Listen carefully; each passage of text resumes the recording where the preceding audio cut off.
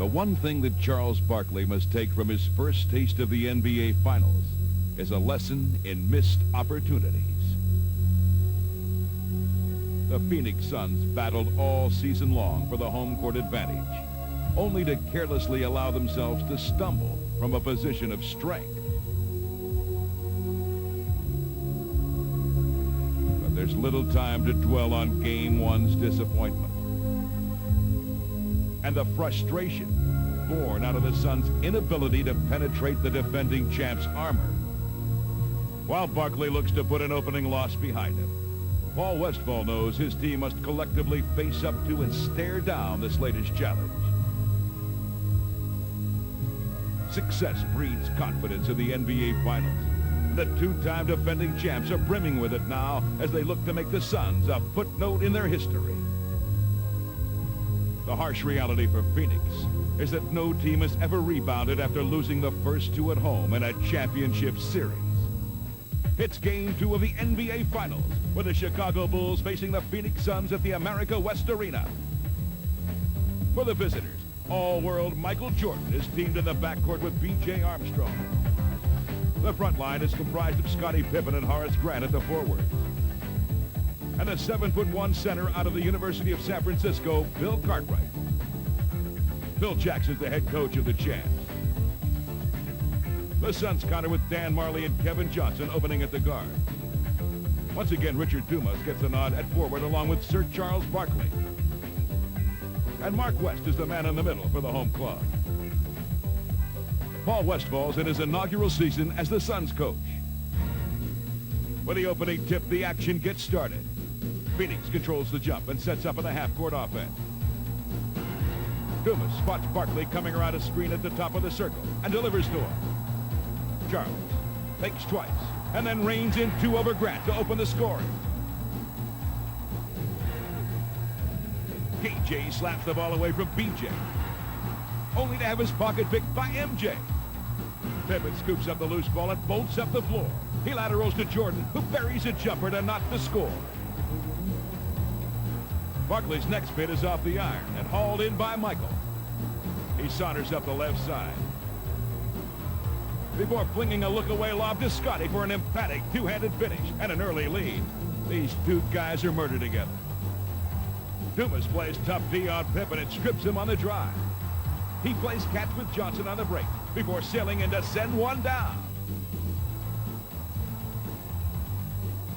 The Bulls trap KJ in the corner, but Phoenix uses patience and some nifty passing to get Barkley a flush and a free throw as the Suns move up early by 3. Jordan looks inside to Cartwright, but his try is snuffed by Oliver Miller, now in the game for West. Johnson strolls across the floor, then abruptly changes gear as he knifes through the lane, increasing Phoenix's gap to 5. Marley looks for the 3, but it's off the back of the rim. Pippen pulls it down, then quickly goes long to Grant ahead of the field. The flush and ensuing foul shot evens the score at 13. Pippen's directing the show for Chicago and deals left to Jordan for a pull-up tray in transition as the Bulls surge in front. Johnson keeps Armstrong at bay with hints of a crossover move before splashing a 19-footer that deadlocks the score again. When Pippen misses from the perimeter, Phoenix has a chance to snatch a lead after the first quarter. Ainge draws a defender with a threat of a bomb before banking a fadeaway off the window for the front end of a three-point play that puts the Suns up by 1. Barkley eludes Grant with a series of moves that takes it across the baseline with no resistance from the weak side. Marley can't get his finger roll to fall and is out-muscled by Jordan for the carom. A quick outlet throttles the break, which is finished spectacularly by Grant, with Phil Jackson lobbying for a call. The Bulls' D is wreaking havoc now, and that initiates a 4-on-none break. As Jordan hammers down the uncontested deuce, Westphal wonders where's his defense. A double on Jordan is costly when he plays give and go with Pippen before flipping to Grant for the power jam. Grant shows his stuff from the perimeter next, and this bucket has Chicago up by a dozen, and Westphal looking more than a little worried. Barkley kicks it to Ainge in the corner, and Danny deposits 3 from beyond the arc as Phoenix creeps back in it. Then Sir Charles goes to work, First, he beats Pippen with a spin move and a dash across the end line for 2. Then he goes up and over Cartwright for the Chambers misfire and muscles home the follow. He concludes the barrage in a 25-point first-half effort with a falling down flip and 1, cutting the Bulls' lead to 6 at the break. The shooting by both of the squads has been solid, and Michaels paced Chicago with 19 first-half points, all from the field. Neither team could muster a long-distance attack, combining for only a pair of threes, and Dan Marley's been severely outplayed by Jordan. Now, let's join Marv Albert, Mike Fratello, and Magic Johnson for the call of the crucial second half of play. A look at the leading scorers. Michael Jordan in the first half, 9 out of 15, hit 1 from downtown. He has 19. Horace Grant with 14 points. Charles Barkley, 22 minutes, 10 out of 14, 25 points. The only Phoenix Suns in double figures. Barkley has been so effective because of his shot selection. You know, in game number 1, he was 7 for 15 from the inside and 2 for 10 from the outside. But here already in the first half, 8 for 8 from the inside, 2 for 6 from the outside. You can see Michael's jumpers, 11 for 28, but inside, he rarely misses. And Barkley rebound. His 7th rebound of the game. Barkley all the way, rejected by Pippen. Chambers starting the second half. Yes, and it counts.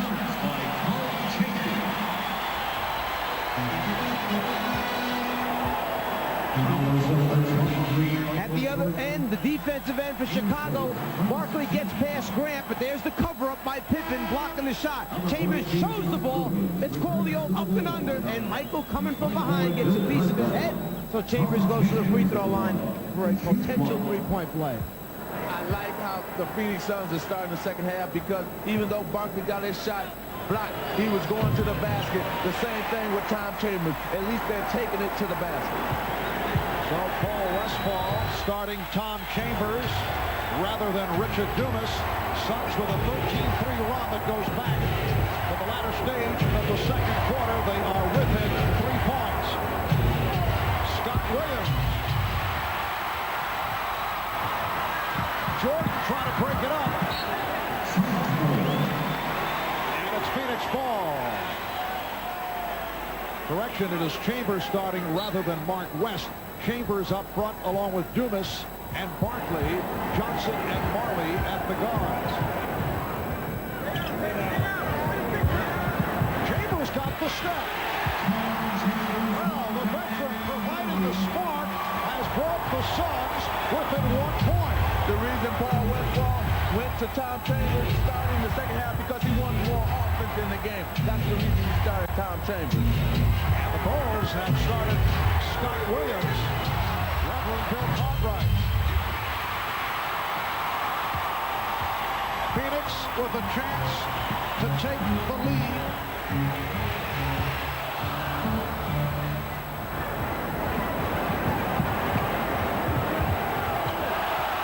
Crowd wanted a violation called on Jordan. Nice play, and Scott Williams extends. So the Bulls with a 61-58 advantage. 2 minutes gone by, third quarter.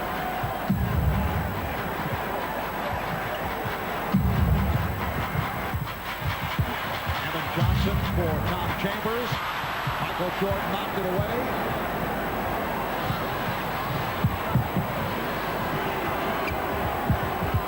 Jordan with a show-the-ball move. Jordan on the follow, and he drew the foul.